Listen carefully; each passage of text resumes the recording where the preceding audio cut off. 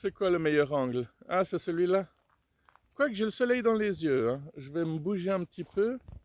C'est pas comme si ça faisait pas plaisir de voir ce soleil non plus, hein. Ça sent bon ici en plus. Et puis de l'autre côté, c'est marrant comme plan, hein. Bien, bonjour à toutes et à tous. Je vais arrêter de faire le con. Surtout que je vais parler d'un sujet un peu tragique en plus. Cette année, enfin ces derniers mois, je suis allé à pas mal d'enterrements. Pas mal de personnes que je connaissais sont décédées. Il y a déjà eu la mère d'un de mes meilleurs amis.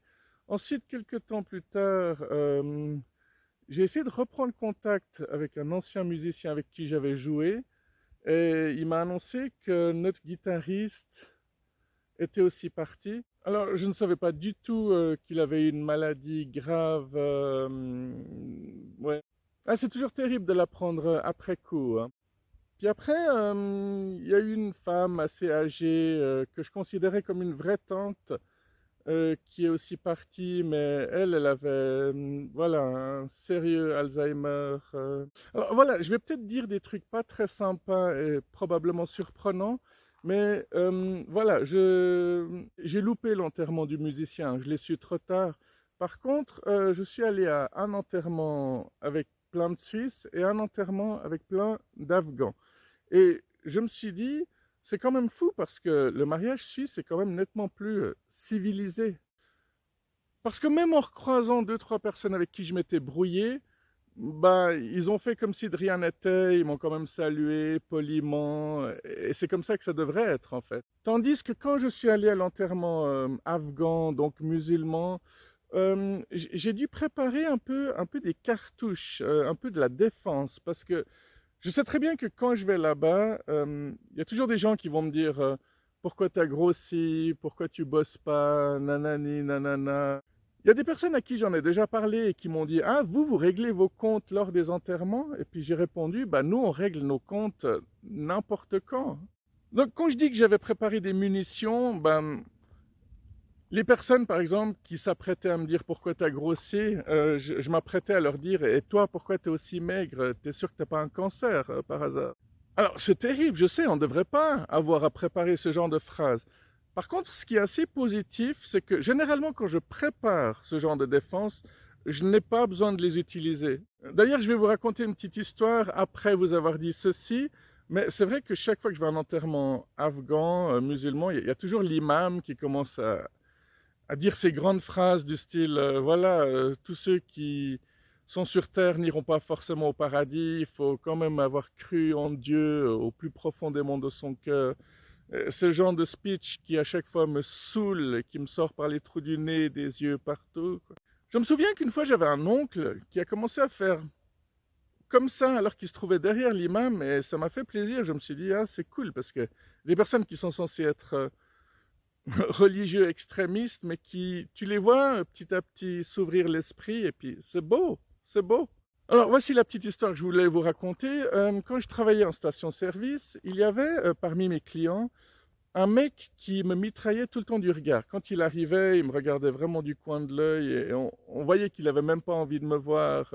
Il pouvait pas me piffrer. Je sais pas vraiment pourquoi. Peut-être qu'il avait même pas de raison. Bon, il faut dire que comme je suis très souvent souriant et que j'ai l'air de prendre la vie comme un gag, bah, ça gonfle pas mal de personnes, ça les irrite du plus haut point et certains ont certainement envie de me buter.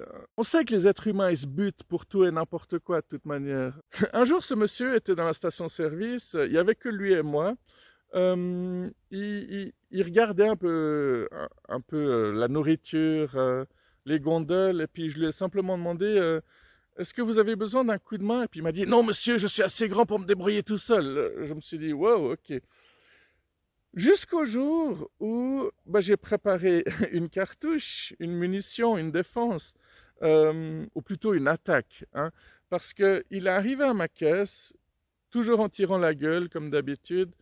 Et là, j'ai vu qu'il avait, là, j'ai vu que sous le bras, hein, coincé sous son aisselle, il avait une baguette de pain. Alors, j'ai commencé à typer tous ces autres articles. Je lui ai sorti un sac en plastique. À l'époque, c'était gratuit. Euh, et je m'apprêtais ce jour-là à lui dire, est-ce que ça vous écorcherait la gueule de faire un sourire?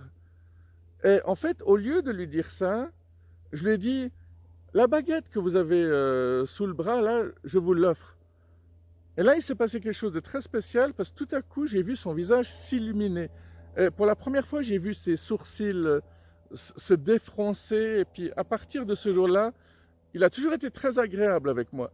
Mais au moment où je lui ai offert sa baguette, il m'a vraiment dit, mais vous êtes sûr, vous n'allez pas avoir de problème? C'était un autre mec tout à coup. Donc voilà, on n'aura peut-être pas les réponses à toutes nos questions, mais peut-être que justement quand je souris, beaucoup de personnes pensent que je me moque d'eux, alors que c'est pas forcément le cas. C'est généralement pas le cas, on va dire. Je me moque surtout des gens sur mes vidéos, hein, mais dans la vraie vie, je suis un mec cool, moi. Alors voilà comment un client à l'apparence détestable peut soudain devenir un de vos clients préférés. Sinon, cette histoire, bah, il y en a une tonne de trucs à raconter hein, par rapport à toutes les activités que j'ai faites d'ailleurs. Mais par rapport toujours à cette station-service, il y avait un monsieur, je vous l'avais certainement raconté il y a quelques années, mais pour les nouveaux abonnés ou pour ceux qui louperaient certaines de mes vidéos, je vais raconter à nouveau. C'était un monsieur qui était venu boire un café et il m'avait dit, lui justement, il m'a dit, quand on vous voit servir les clients, on a l'impression que vous vous foutez cordialement de leur gueule. Il est revenu une semaine plus tard et puis il m'a dit, ah oui, la semaine passée, j'ai oublié de vous dire que vous avez aussi une haleine à décorner les bœufs. Et ainsi de suite. Il revenait toutes les semaines boire son café et me sortir une pique, une vanne, jusqu'au jour où il est venu un peu paniqué et il m'a dit, monsieur, j'ai tout perdu. Je crois que vous êtes le seul à pouvoir m'écouter et à me comprendre. Et à partir de là, s'est engagée une certaine amitié qui n'a pas duré très longtemps parce qu'il a fini par disparaître. J'espère qu'il va bien. Je ne sais pas du tout ce qu'il est devenu. Bon, c'est quelqu'un qui avait 35 ans, mais qui avait l'air d'en avoir 15 de plus. Hein. Il était déjà chauve au-dessus. Par contre, sur les côtés, il avait des cheveux qu'il avait laissés pousser. Donc, je ne sais pas si ça vous fait penser à certains personnages. Hein, peut-être que vous pensez au pianiste du Muppet Show, je ne sais pas pourquoi. Non, mais je ne vais pas être méchant. Non, c'est bien de rire avec les gens, c'est pas toujours bien de rire des gens.